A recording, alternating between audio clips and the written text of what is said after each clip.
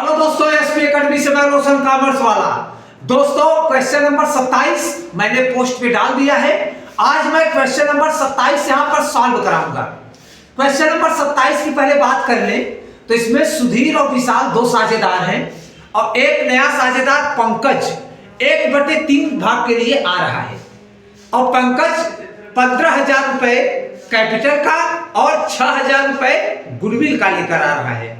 मैं दोस्तों इससे पहले क्वेश्चन में पहले ही बता दिया था कि गुडविल का पैसा पुराने साझेदार अपने त्याग अनुपात में एसआर रेशियो सैक्रिफाइस रेशियो में बांट लेते हैं और अगर यह ना बताया हो कि कौन साझेदार कितना त्याग कर रहा है तो जो इनका ओल्ड रेशियो होता है दोस्तों वो हमेशा एसआर रेशियो होता है। तो निकालने की कोई जरूरत ही नहीं है कौन साझेदार कितना त्याग कर रहा है। अगर यह ना बताया गया हो तो जो इनका एसआर रेशियो होगा वो ओल्ड रेशियो ही एसआर रेशियो मान लिया जाएगा।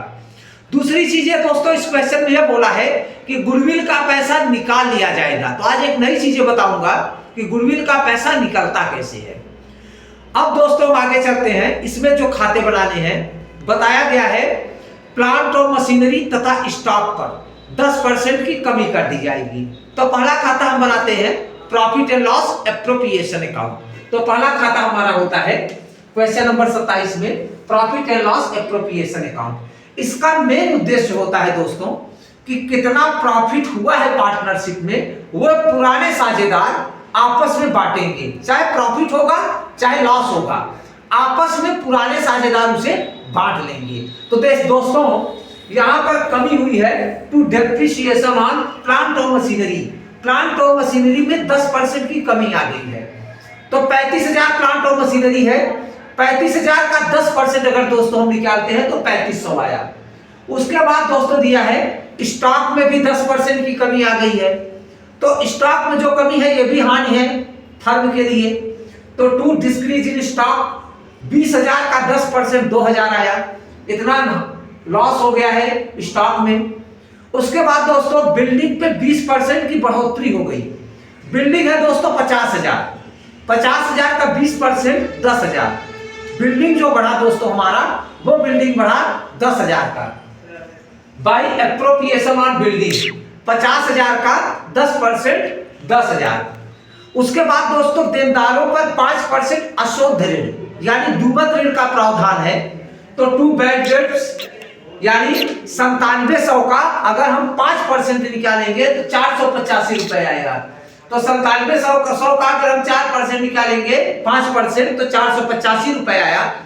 अब दोस्तों इस साइड में इनकम होता है, इनकम हुआ है 10,000 और इस साइड में खर्च होता है। खर्च हुआ है आपका 5,985। 5,985 का खर्च हुआ है और 10,000 रुपए हमारा इनकम हुआ है। तो 10,000 में से अगर हम 5,985 रुपए अगर घटा दें तो जो हमारा प्रॉफिट बचा है वो 4,015 का यानी कमाया है 10,000 और खर्चा हुआ है 5,985। तो ये 5,985 काटने के बाद 4,015 जो प्रॉफिट बचा वो बैलेंस सीधी बटेगा सुधीर में और विशाल में। रेशियो दिया है 2:1 का। तो 4,015 गुणे 2/3 4,015 गुणे 1/3 यानी रेशियो दोस्तों में दिया हुआ है 2:1 का। तो 3 से अगर भाग देंगे तो आएगा 1338।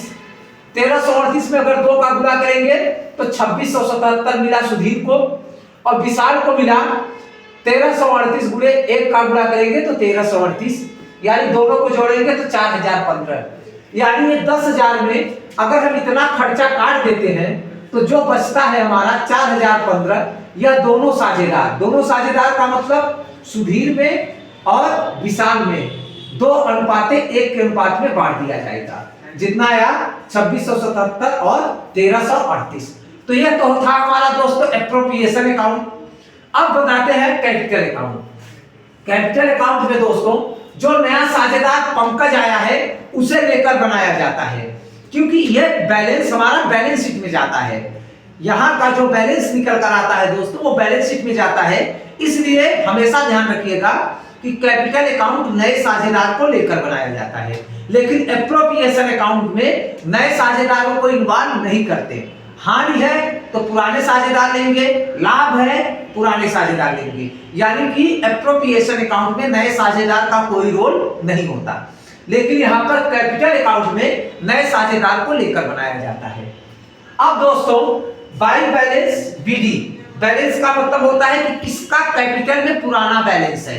तो बैलेंस शीट में जाएंगे देखेंगे तो यहां पर कैपिटल अकाउंट में हमें पहले तो सुधीर का दिया है कैपिटल 30,000 और विशाल का दिया है कैपिटल 20,000।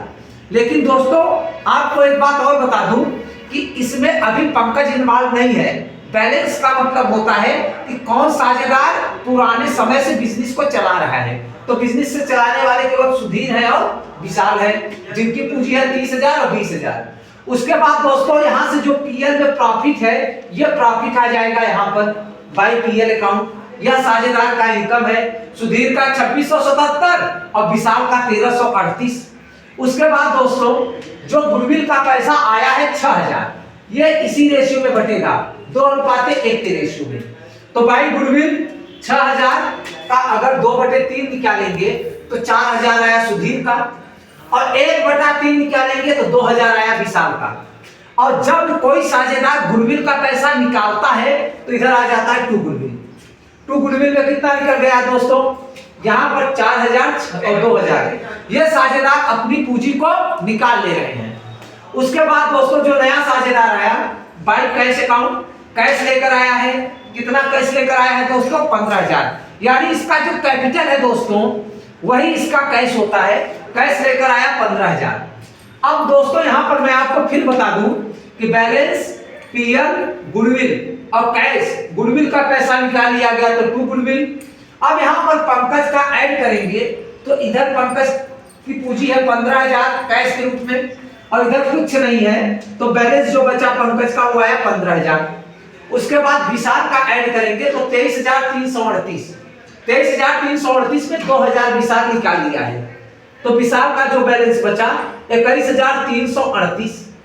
सुधीर का अगर इधर जोड़ेंगे तो 36,677 आया, और सुधीर भी निकाल लिया है 4,000, तो सुधीर का बचा 32,677।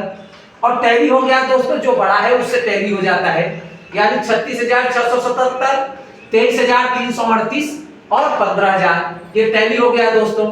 और दोस्तों बता दूं कि ये बैलेंस जो हमारा है ये बैलेंस शीट में जाएगा 32,677, 21,338 और 15,000 बैलेंस शीट में जाएगा कैपिटल के नाम से।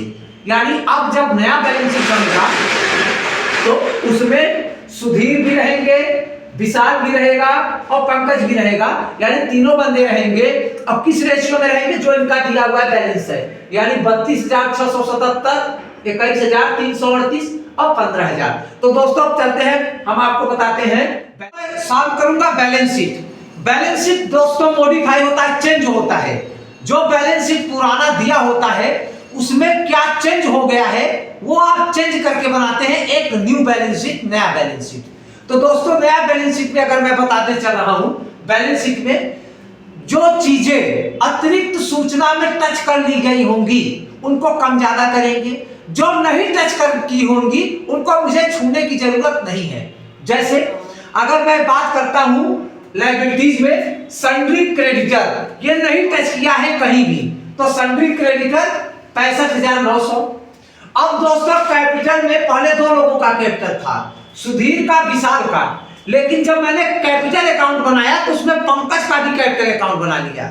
तो यहां पर सुधीर का 32,677 जो बैलेंस निकला हुआ है टू साइड में, उसकी मैं बात करूंगा, और विशाल का 21,338 और पंकज का 15,000, तीनों को ऐड करेंगे तो अब तीनों लोगों की जो पूंजी हो गई है वो हो गई है 69,015, 69,015 रुपीज। अब उसके बाद आते हैं हम दोस्तों बैलेंस शीट के एसेट्स में। कैश एट बैंक, पहले कैश दिया था 12,100, और उसके बाद दोस्तों 15,000 नकद लेकर आ गया कौन, पंकज। तो 1,200 और 15,000 टोटल जो हमारे खाते में पैसा हो जाएगा वो हो जाएगा 16,200। उसके बाद सन्ड्री डेटर, डेटर का 5% प्रोविजन कर दिया गया है, रिजर्व बना दिया गया है, तो सन्ड्री डेटर 9700 लेस प्रोविजन या रिजर्व हमारा 485, तो 9700 में से 485 घट गया तो 9215 रुपए का हमारा डेटर बचा हुआ है। उसके बाद प्लांट और मशीनरी 35,000 था, प्लांट और मशीनरी 5-10% की कमी आ गई, डेप्रिसिएशन आया 3500। अब प्लांट और मशीनरी 31,500 का बचा हुआ है। उसके बाद दोस्तों बिल्डिंग दिया है, बिल्डिंग दिया हुआ है 50,000, उसमें एप्रोप्रिएशन है हमारा 10,000, तो 50,000 में 10,000 यानी 20% एप्रोप्रिएशन दिया है। 50,000 का 20% 10,000 जोड़ेंगे तो जो हमारा बिल्डिंग है 60,000 है। स्टॉक दिया है 20,000, स्टॉक में 10% की कमी आ गई है, तो स्टॉक में अगर हम 20,000 में से 2,000 घटा देंगे तो स्टॉक बचा 18,000। दोस्तों ये आंसर होता है कि अगर दोनों साइड टैली हो गया तो हमारा आंसर सही होता है दोस्तों। तो 1,34,915, 1,34,915 दोनों साइड इक्वल है, तो इसका ये मतलब है हमारा आंसर सही है। दोस्तों ये बैलेंस शीट मॉडिफाई होता है और इसमें हम लोगों को सिर्फ चेंजेस को लिखने रहते हैं, क्या चेंज हुआ है और कौन सी चीजें बैलेंस शीट में आ जाएंगी। जैसे पहले 2 लोगों का था पूंजी, लेकिन नया बैलेंस कैपिटल अकाउंट बनाने के 3 लोगों का पूंजी हो गया। उसके बाद इसमें दोस्तों कुछ मेजर चेंज कर सकते हैं कि जैसे कैश बदल गया, डेटर बदल गया, प्लांट और मशीनरी बदल गई, बिल्डिंग बदल गया, स्टॉक बदल गया। जो चीजें चेंज होंगी वो चीजें एडिशनल आइटम में चेंज हुई है, उसे हम यहाँ चेंज करके लिख देंगे और हमारा आंसर टैली होगा। दोस्तों एग्जाम में आपका पार्टनरशिप एडमिशन 100% आएगा इस साल, तो आप लोग तैयारी करिएगा ताकि ये क्वेश्चन छूटे ना।